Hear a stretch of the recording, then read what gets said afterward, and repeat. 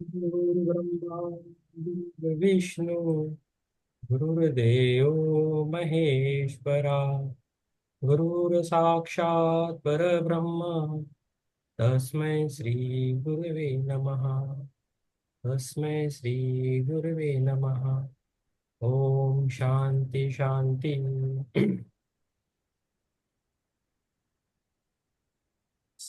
सबको रामनवमी की शुभकामनाएं सबको।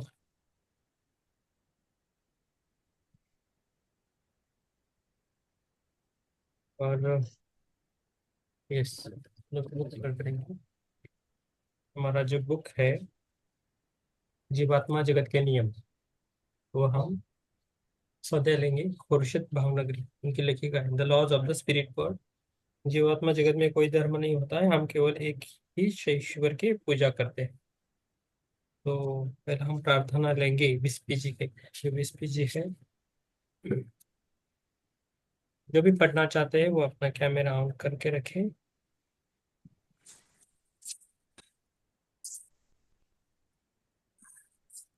विस्पी की प्रार्थना है।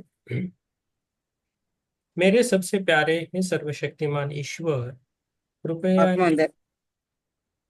हाँ यस। आत्मोन्नत सर। हाँ, आत्मवंदन। हाँ, कल आप आए थे, आत्मवंदन करके गए, बाद में नहीं आए, कुछ प्रॉब्लम है तो। हाँ, नहीं आ सकी मैं, कल मीटिंग में थी। ठीक, ठीक है, अभी जुड़िए। ठीक है, हाँ। अभी बुक चालू कर रहे हैं। हाँ। हाँ। इस की प्रार्थना। मेरे सबसे प्यारे है सर्वशक्तिमान ईश्वर, कृपया है प्रभु, देना हमें हर दुष्टता से बचने की ताकत, और दुष्टों से हमें बचाना हमें अपने हाथों में लेकर हमें कृपया हमारा मार्गदर्शन करना। हम तुम्हारे हैं प्रभु, सदा रहेंगे तुम्हारे प्रभु, रखना हमें अपनी शरण में हमेशा, ताकि आप आपका आशीर्वाद हम पर सदैव बना रहे, और केवल आप ही मदद करना, हमारी मार्गदर्शक बनकर हमारा। हे सर्वशक्तिमान ईश्वर, धन्यवाद आपका। यस, ये हो गई। तो अपना बाकी सब अपना कैमरा ऑन कीजिए, ऑडियो ऑफ कीजिए। जिसको पढ़ना है वो कैमरे के सामने आइए, कैमरा ऑन कीजिए जिसको पढ़ना है। जो कैमरा ऑन करेगा वो पहला आता है। यस, शुक्रिया जी। हाँ। हाँ, पेज नंबर है 82। ओके, तो 20 मई 1981, 81 उधर से पढ़ना है। हम्म। पेज नंबर पढ़ो क्या? हाँ हम्म। 82। हाँ पढ़िए मैडम। हम्म। अपने अवचेतन मन को पेज नंबर 82, 25, 1981। अपने अवचेतन मन को जगाए। बुरी राह पर चलने वाली आत्माओं का अवचेतन मन निराश हो जाता है और इतना दुखी हो जाता है कि वह निष्क्रिय हो जाता है और आत्मा को रोकने में अक्षम हो जाता है। आपकी दुनिया में आजकल बहुत कम लोग हैं जिनके अवचेतन मन जागृत होते हैं, क्योंकि अधिकतर लोगों के अवचेतन मन को निष्क्रिय है और वे जागृत होने से इनकार कर देते हैं। हमने आपको अपने अवचेतन मन को जागृत करने के उपाय बताए। आपने उसकी बात नहीं मानी और उसे सुप्त होने दिया, पर अब आपको इसे जागृत करने का समय आ गया है। इसमें थोड़ा वक्त लगेगा, पर हमारे निर्देशकों का ईमानदारी से पालन करें। आपके अवचेतन मन को जागृत रहना चाहिए और उसे आपका मार्गदर्शन करना चाहिए। कृपया आप उससे बात करें, उसे याचना करें और फिर से सक्रिय होने के लिए उसे अनुरोध करें। अवचेतन मन को फिर से सक्रिय स्थिति में लाना एक कठिन कार्य है, पर आपको यह करना ही होगा। अपने इसकी अवहेलना कर, इसकी अनदेखी कर और इसे बंद कर गलत किया है। इस पर जल्द से जल्द काम करने से आप और अधिक गिरने से केवल रुक ही नहीं जाएंगे, बल्कि ये आपको उच्चतर स्तर पर भी ले जाएंगे। कुछ कहते हैं ध्यान, कुछ लोग कहते हैं एकाग्रता, पर आपको बस 1 मिनट के लिए अपने मन को खाली करना होता है।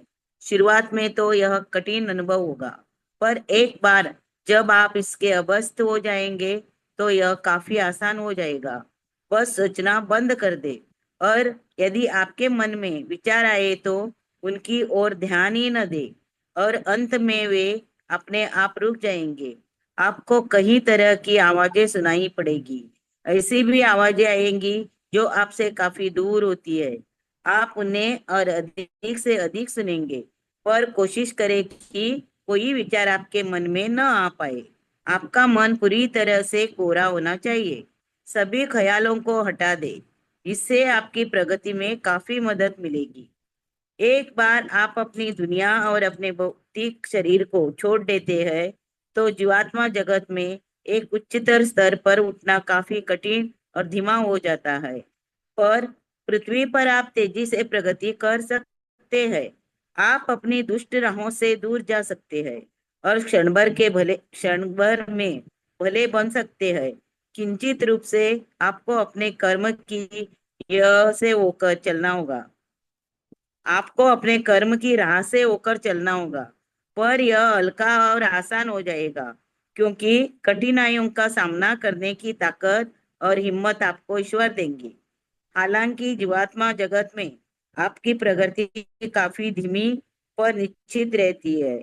आपके प्रत्येक पाप की सजा पाने से आप बच नहीं सकते। इसलिए इससे पहले कि देर हो जाए, इस पर काफी गहराई से सोचो।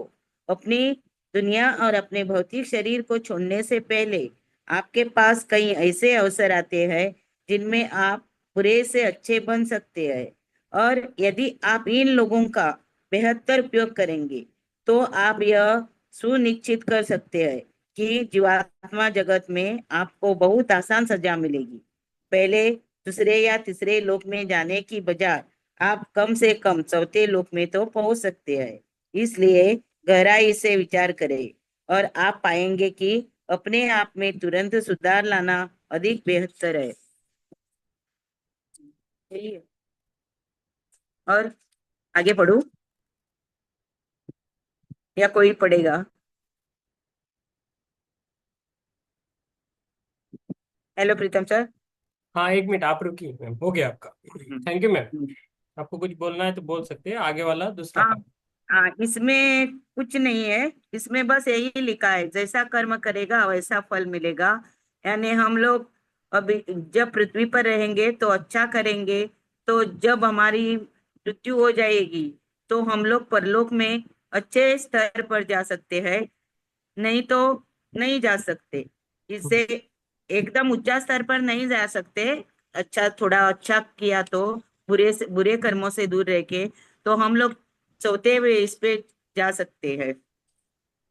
ओके मैम, हमें फिर से एक बार वाक क्षेत्र लेना पड़ेगा हिंदी में। तो ये बुक होने के बाद वाक क्षेत्र फिर से लेना पड़ेगा ऐसा लगता है। तो जो उन्होंने पढ़ा है उनके लिए रिवीजन होगा, और जिन्होंने नहीं पढ़ा है वाक क्षेत्र उनके लिए अच्छा रहेगा। तो हमें, वाक क्षेत्र यानी दूसरा बुक है। हाँ, अभी नहीं, अभी होने के बाद की बात कर, ठीक है। हाँ, नहीं नहीं नहीं, सो सर्च कर सकते हैं ना इसके लिए। हाँ हाँ, इसलिए ठीक। ओके, थैंक यू मैम, शुक्रिया मैम, थैंक यू। यस, अभी पुष्पलता मैम आप पढ़िए मैम।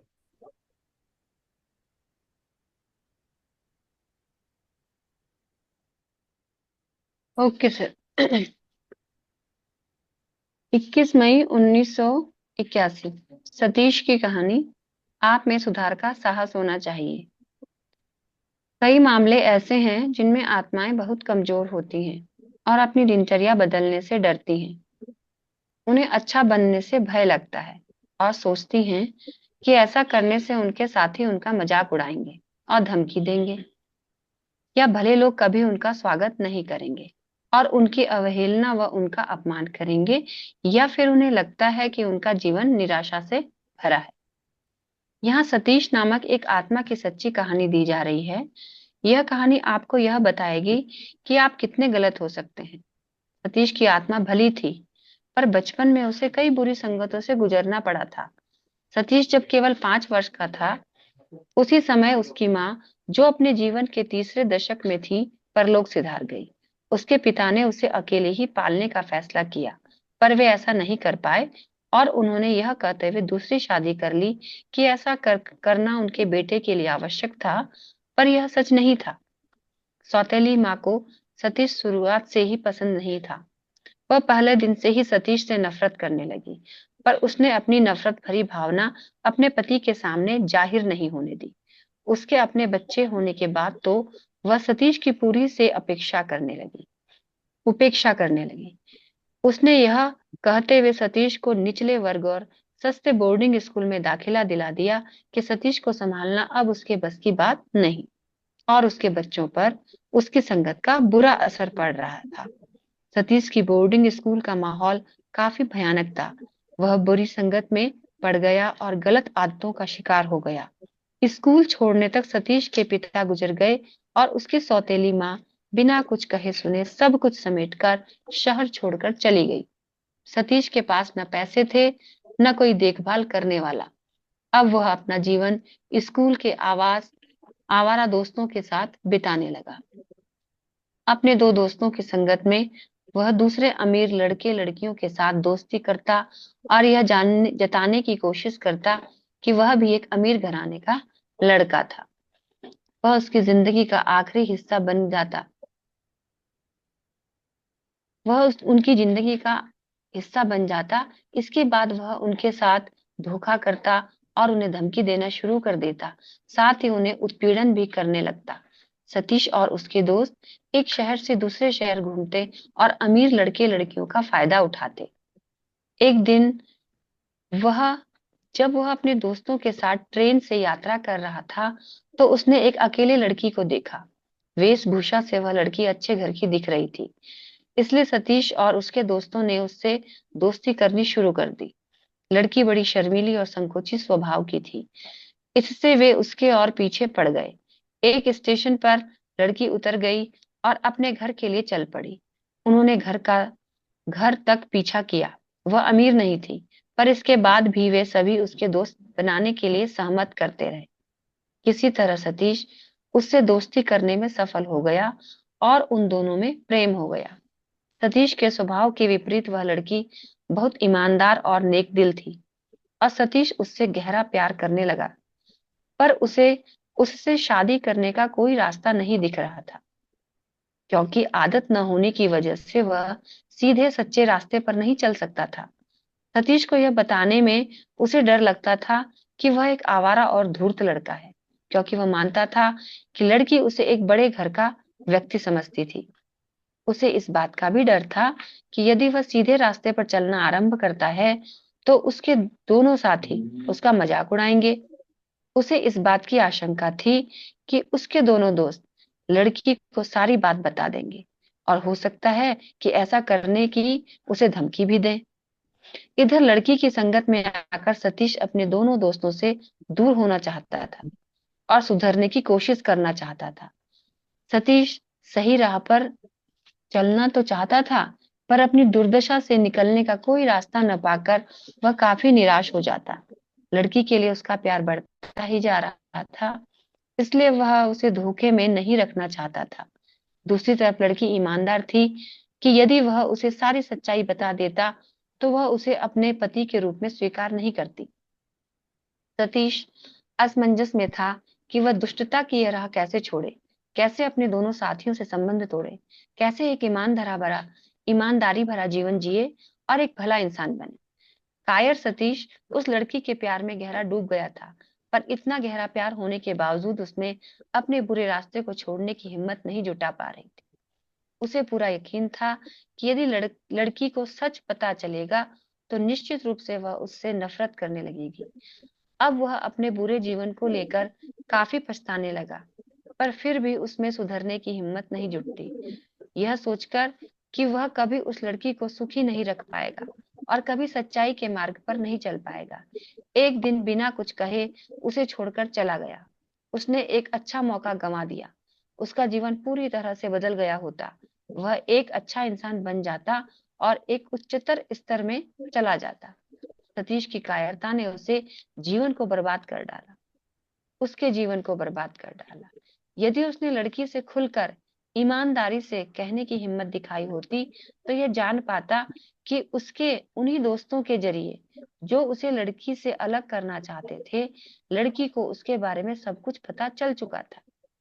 दरअसल वे पहले ही लड़की को सब कुछ बता चुके थे, पर इसके बावजूद लड़की ने मन ही मन सतीश से शादी करके उसे सुधारने का फैसला कर लिया था।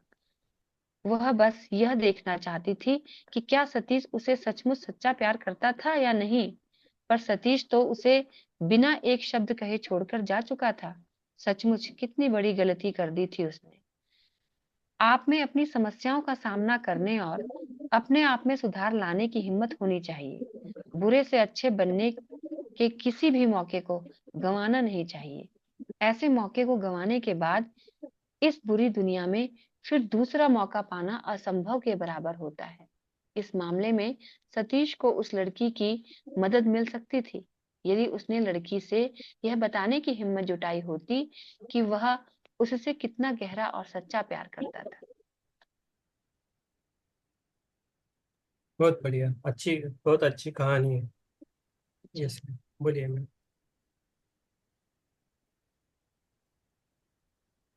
सर आगे करें या कोई और पढ़ेगा? हाँ, आगे है ना मैम, आगे चित्रा जी है। आगे है, चित्रा जी है, ज्योति जी है, बाद में स्मिता जी है, और कुलमनी सर के पास बुक है तो वो भी पढ़ सकते हैं।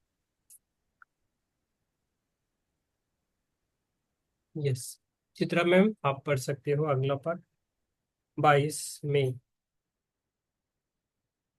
आपका एक मिनट, अनम्यूट करें आप।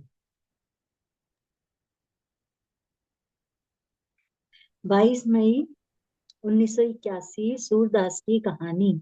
अपने प्रियतम का साथ पाने के लिए एक आत्मा बड़ा जोखिम उठाती है।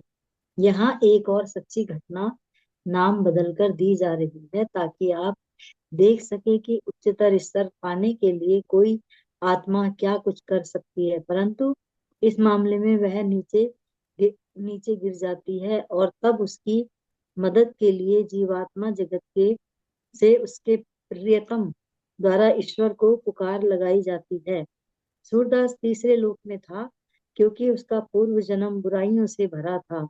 उसकी प्रियतम नीलू 5वें लोक में थी, इसलिए उसने तीसरे लोक के अपने प्रमुख श्री उच्च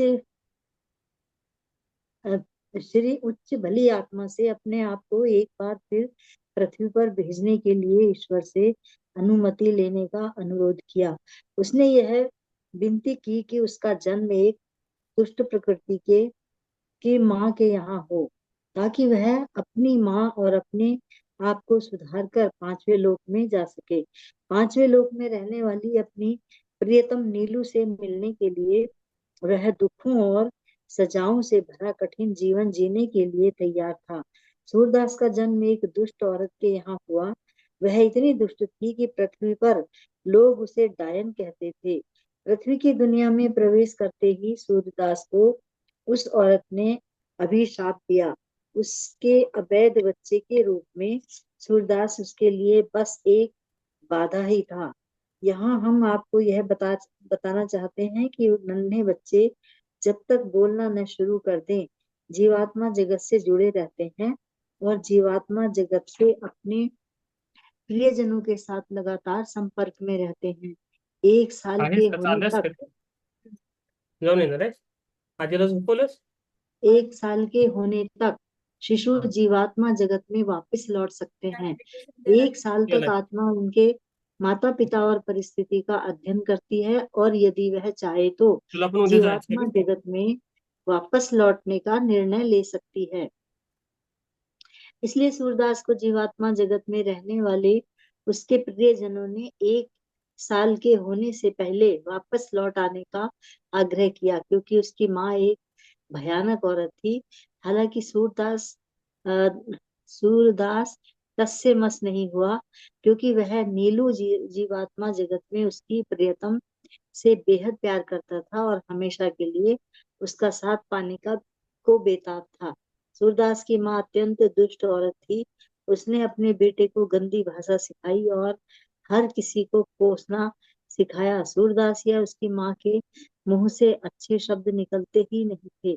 सूरदास जीवात्मा जगत की धीमी प्रगति की अपेक्षा पृथ्वी पर तेज प्रगति प्राप्त करने के लिए आया था, ताकि वह जल्द से जल्द पांचवें लोक में जा सके।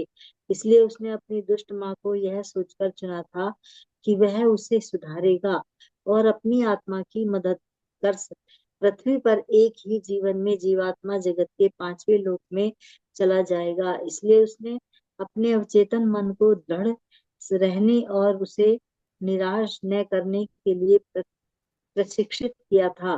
प्रत्येक आत्मा यह कह सकती है, परंतु इसमें भारी जोखिम है, क्योंकि हमारा अवचेतन मन अत्यंत दुष्टता को शायद सह न पाए। दुष्ट मार्गों से अरुचित होकर वह निंदा में चला जा सकता है।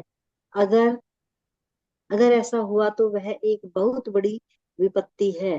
कितना बड़ा जोखिम! सूरदास की आत्मा पांचवें लोक तक पहुंचना चाहती थी, पर यदि उसका अवचेतन मन निष्क्रिय हो जाए तो वह दूसरे या प्रथम लोक तक भी गिर सकती थी।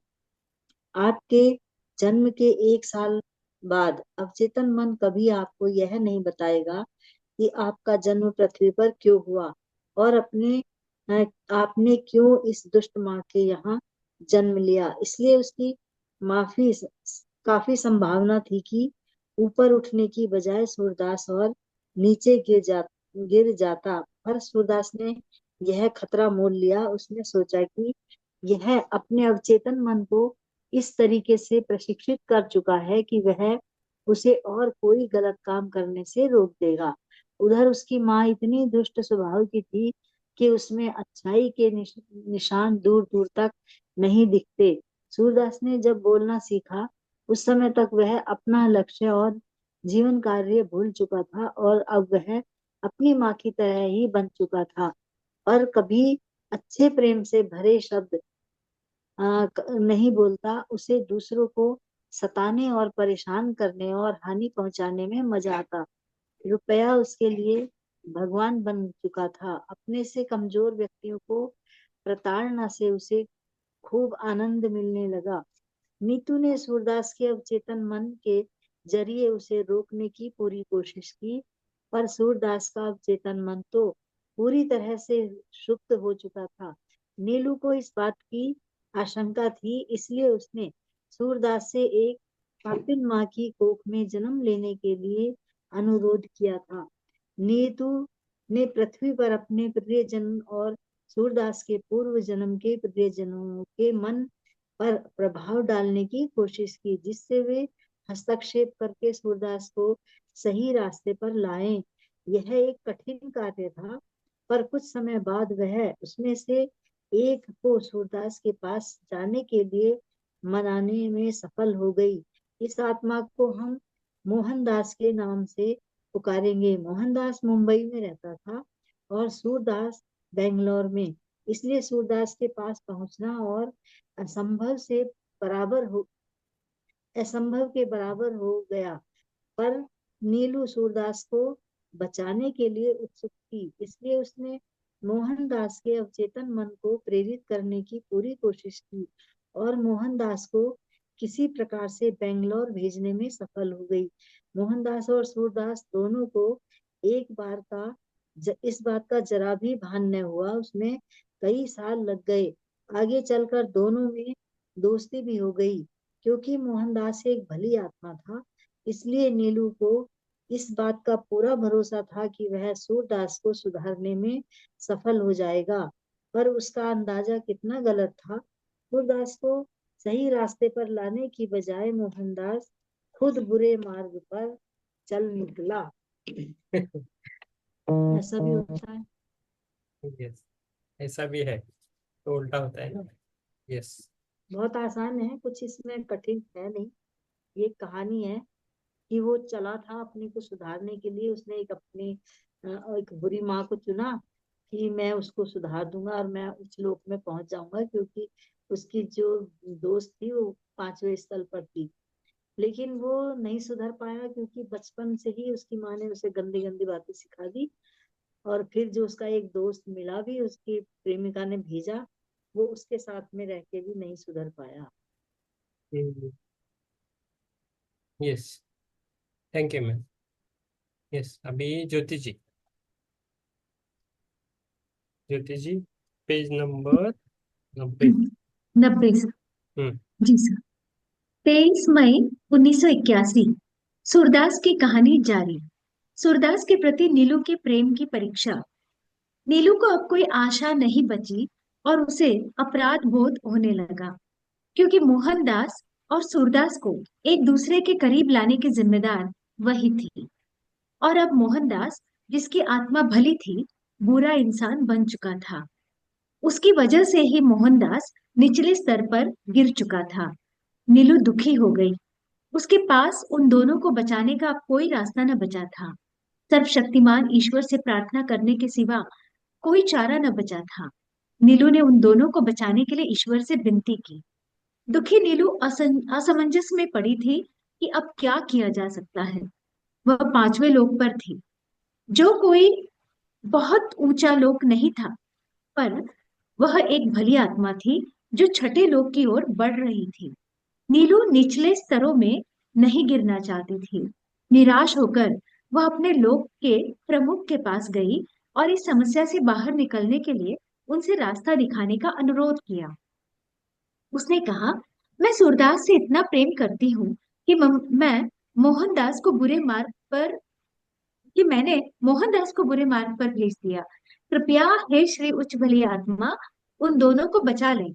श्री उच्च भली आत्मा ने कहा, नीलू, तुमने मोहनदास को सूरदास के पास भेजकर उसे दुष्टता के मार्ग पर डालकर एक बहुत बड़ा गलत काम किया है। तुम्हें सजा तो अवश्य मिलेगी।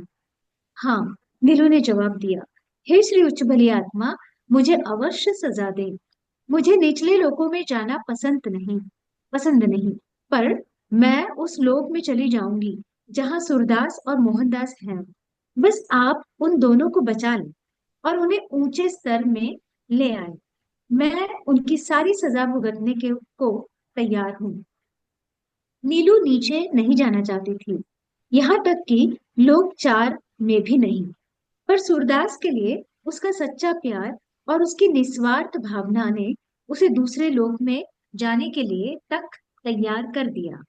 सूरदास और मोहनदास यदि अब भी नहीं रुकते, तो वे पहले लोक में भी पहुंच सकते थे। श्री उच्च भली आत्मा ने कहा, मैं इससे सहमत हूँ, पर क्या तुम तुरंत दूसरे लोक में जाओगी? हाँ श्रीमान, मैं तुरंत जाकर अपनी और उनकी सजा लेना चाहती हूँ। हाँ, पर इससे वे बच जाएं। 5वें लोक नहीं तो कम से कम चौथे लोक में जरूर आ जाए। नीलू ने कहा। नीलू के निस्वार्थ सच्चे और गहरे प्रेम को देखकर श्री उच्च भली आत्मा काफी खुश हुए और उन्हें पता चल गया कि नीलू ईमानदारी पूर्वक उन दोनों के लिए सजाएं भुगतने को तैयार है। इसके बावजूद श्री उच्च भली आत्मा ने नीलू की परीक्षा लेनी चाहिए। वह देखना चाहते थे कि दूसरे लोक में जाने के बाद नीलू क्या करती है। क्या वह अपना फैसला बदल तो नहीं देगी? इन्हीं बातों की जांच के लिए उन्होंने नीलू को दूसरे लोक में जाने का हुक्म दे दिया और वह बेझिझक चली गई। कुछ दिनों के बाद श्री उच्च भली आत्मा ने नीलू से पूछा, नीलू, क्या तुम अब भी कई 100 सालों तक दूसरे लोक में रहकर सूरदास और मोहनदास को बचाना चाहती हो? नीलू ने बेझिझक उत्तर दिया, हाँ श्री उच्च भली आत्मा, मैं ऐसा ही करना चाहती हूँ।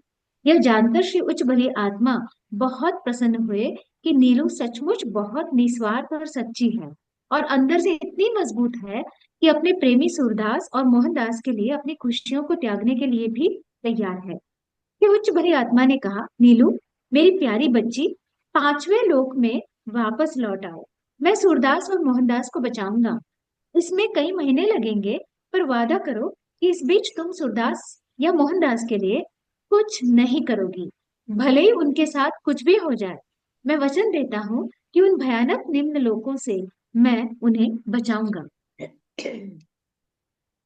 नीरू के पास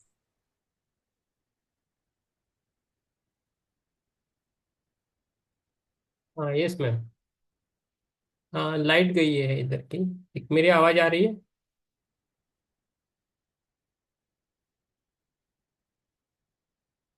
मेरी आवाज आ रही है ना?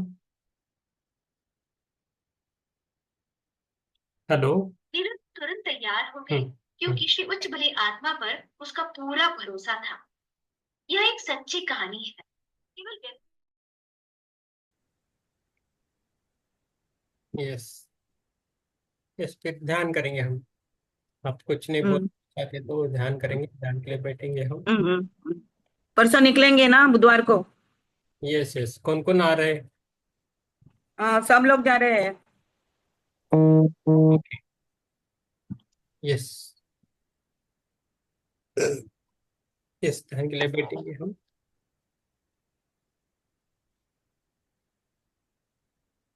चलो ध्यान में बैठे। Yes. Close your.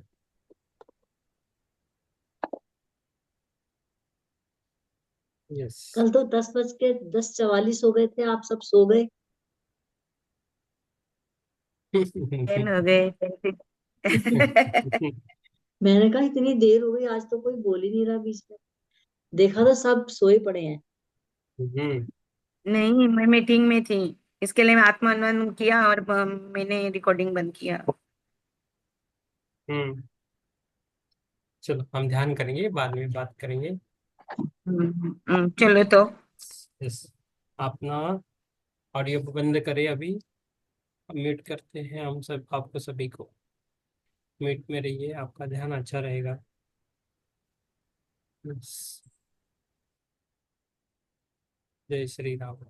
Camera on कर सकते हो और ध्यान के लिए बैठ सकते हो। Yes, close your.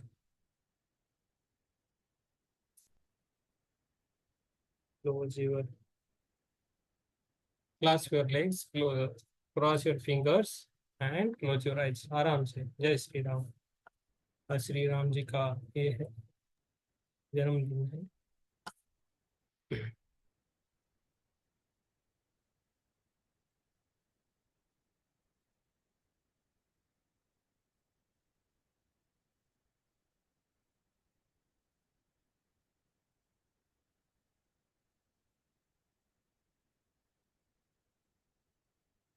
पहले ओंकार करेंगे, खुद को महसूस करेंगे।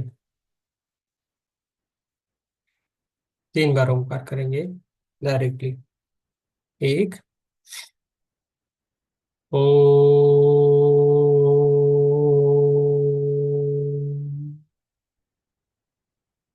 2, ओ,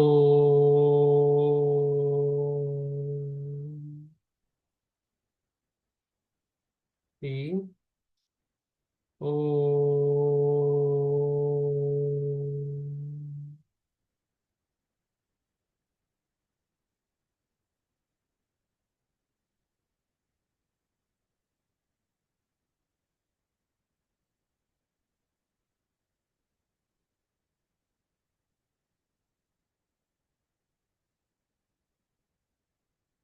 खुद को महसूस करना है, खुद के साथ रहना है।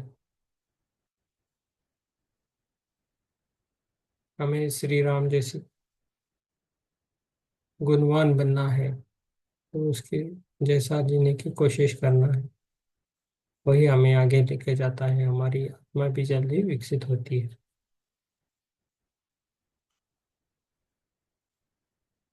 धीरे धीरे हमें ध्यान में जाना है पूरे।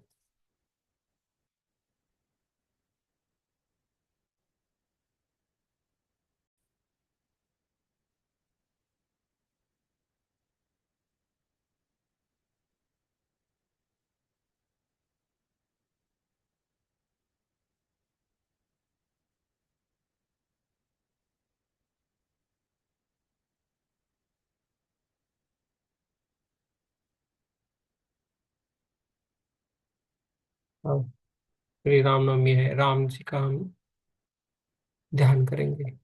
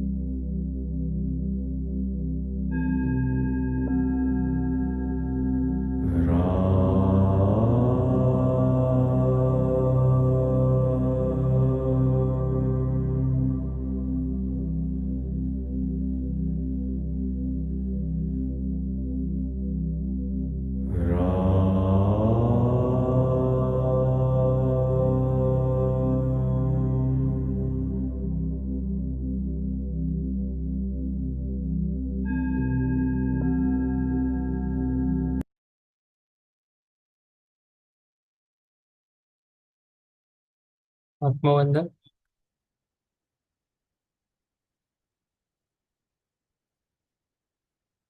हम पहले खुद को धन्यवाद देंगे,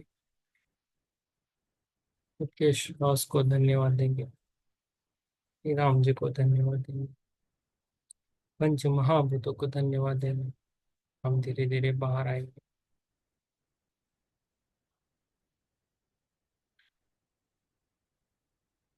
हम सभी को धन्यवाद देंगे, पंच महाभूतों को धन्यवाद देंगे।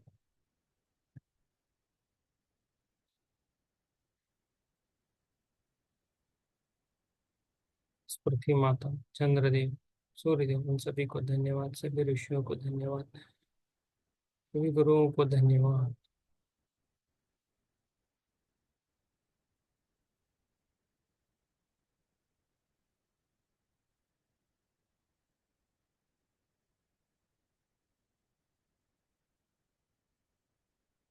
धीरे धीरे अपनी पैरों की उंगलियां हिलाना है, हाथों की उंगलियों को हिलाना है। पाँच, और अपने दोनों हाथ अपनी आंखों पे रखना है 5 सेकंड के लिए। 5, 4, 3, 2, 1, 0। और अपनी आंखों को अपने हाथों में स्मित हास्य करके खोलना है। जय श्री, जय श्री राम। और बाहर आना है बस।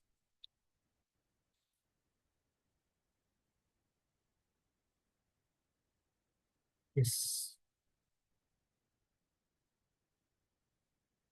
यस, सुप्रिया जी बोलिए।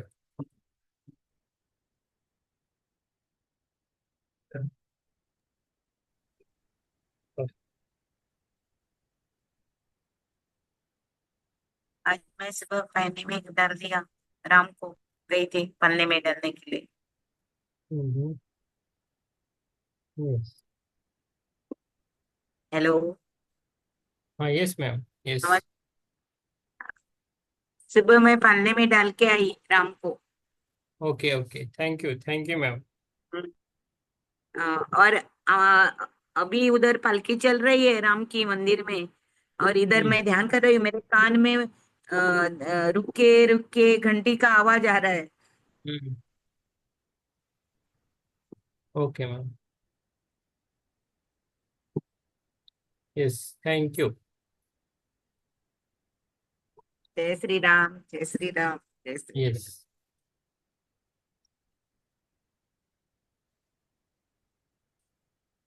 Recording in progress.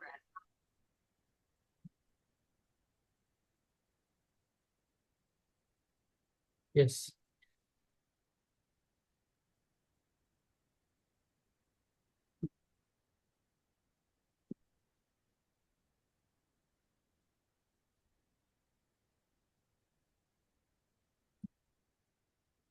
Hiral ji, Smita ji, आप ध्यान से बाहर आइए जल्दी। स्मिता जी को बहुत अच्छी नींद आ रही है। यस, ज्योति जी बोलिए मैम। ज्योति जी और शिवम। आत्मानंद सर, ध्यान आत्म, बहुत अच्छा था सर। यस। और शिवम कैसे हैं? शिवम ठीक है? हाँ, हाँ सर। ज्ञान बहुत अच्छा और गहरा रहा। Yes, thank you. धन्यवाद सर। यस, माधुरी जी, हजरा सिंह जी, अंशु जी। यस, स्मिता जी, स्मिता जी आप ध्यान से बाहर आइए, ध्यान से बाहर आइए मैम। सीधा गर्दन कीजिए। यस, आराम से बाहर आइए मैम। आप कुछ बोले ना तो भी चलेगा, लेकिन धीरे से आप बाहर आइए, ध्यान से आराम से बाहर आइए। यस, यस, आराम से। Yes, yes, yes, Manish sir, Manish sir आप बोल सकते हैं मुझसे, कुछ बोलना है तो बोल सकते हैं।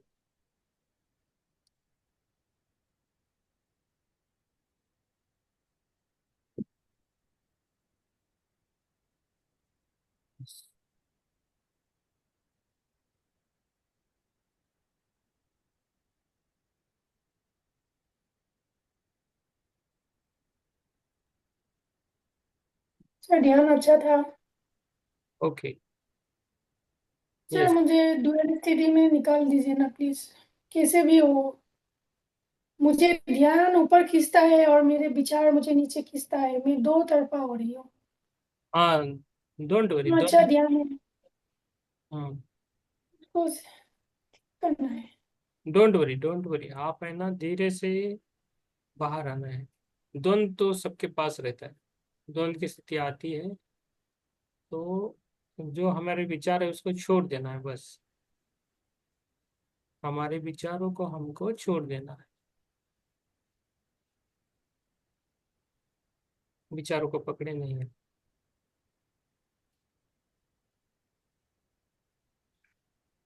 किसी को भी हम कंट्रोल नहीं कर सकते मैम। किसी को कंट्रोल नहीं करना है और विचारों को भी कंट्रोल नहीं करना है। छोड़ देना है सब। रिलीज करना है।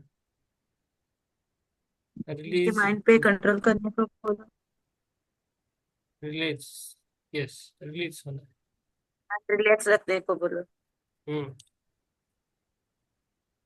यस। यस मनीष सर, आप बोल सकते हैं सर। तब तक वो आराम से पढ़े।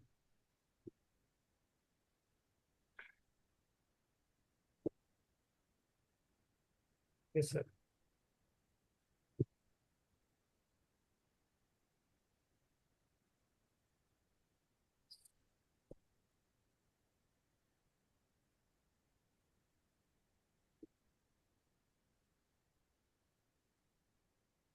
ये आज ध्यान में मैक्सिमम टाइम ट्रांस में चला गया था। हाँ।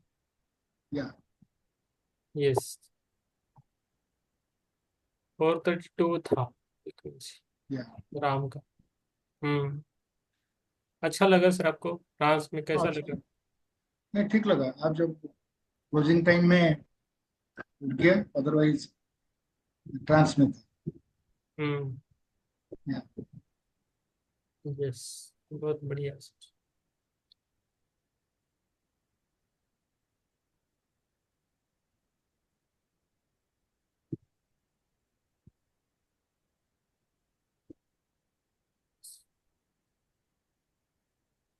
ठीक है, फिर हम इधर रुकेंगे। स्मिता जी, आप अपना अच्छे तरह ध्यान कीजिए, कुछ है तो बोल दीजिए। Close your eyes and sit for some time. Release your thoughts. Don't hold any thoughts along with you. Yes. सबको शुभ रात्रि। फिर हम शुभ रात्रि सर। यस। ऑल मास्टर को thank you. Yes. So yes, supreme. रात्रि। यस, कॉल कीजिएगा। यस। शुभ रात्रि।